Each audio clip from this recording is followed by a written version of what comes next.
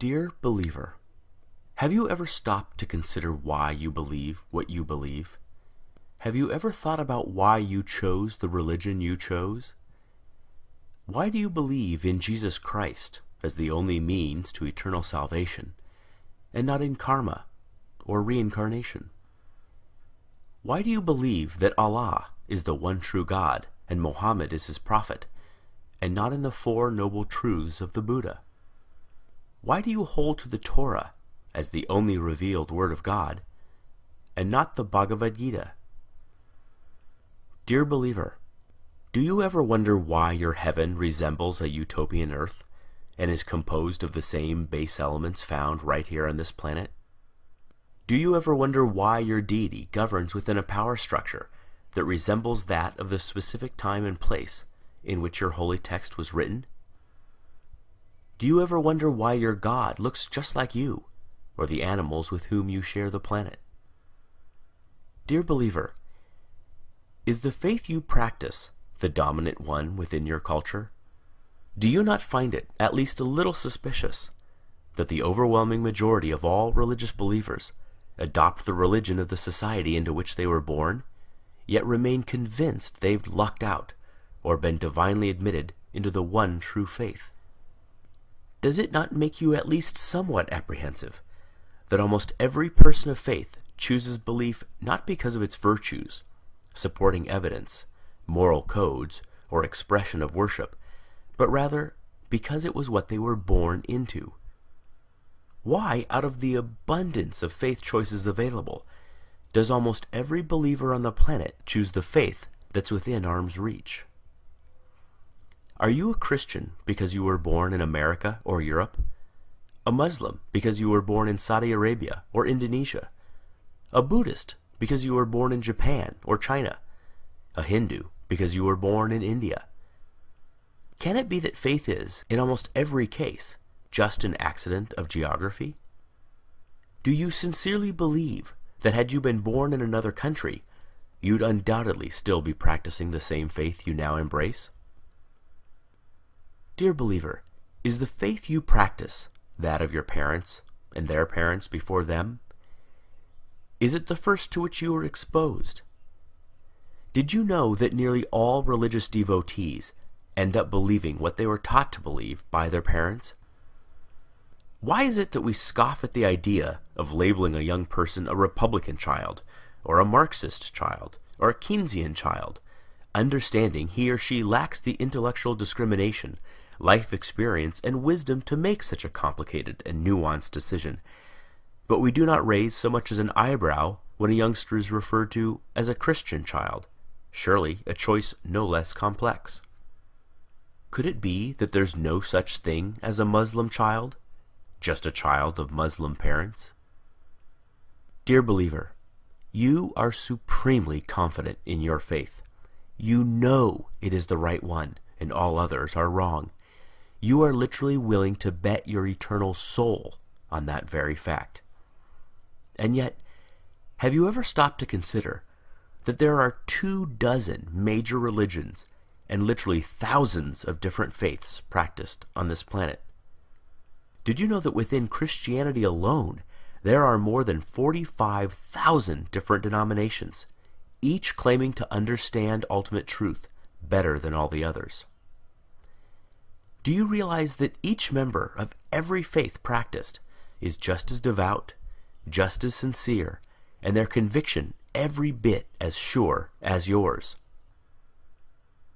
Did you know they too read infallible holy texts, have airtight apologetics, have experienced miracles, feel God's presence, sense his still small voice, obediently follow his perfect will for their lives, love him indescribably, and can defend their belief with the same fervency as you do yours? And yet, since every religion is mutually exclusive and contradicts the others in matters both large and small, they cannot all be right. Right? You know, you just know, your faith is the exception. And yet, if every member of every faith feels just as you do, what are the odds you're right? Dear believer, I've often been told that my unbelief is a guarantee of missing out on heaven and ending up in hell. But who's heaven? Who's hell? I've often been told that I should, just to be safe, accept God. After all, what have I got to lose? But who's God? Given so many options, aren't I more likely to choose incorrectly? Might not I be better off wagering on no God rather than on the wrong God? You put it to me, what if you're wrong? But what if you're wrong? What if, rather than Jehovah, Allah is the one true God, or Shiva, or Wu-Tan, or some god on the other side of the planet you've never even heard of yet? The truth is, you already know what it's like to be an atheist in regards to every other faith but your own. It's clear to you that adherents to other faiths are mistaken, deluded, or deceived. But they think the same of you. The way you view them is exactly the way they view you. Every devout Hindu has embraced his faith for the exact same reasons you have embraced yours. Yet you do not find his reasons compelling, nor do you lose sleep at night, fearing that if you die, you'll wake up in his hell. Given this, is it so hard to see why some of us just take our atheism one God further?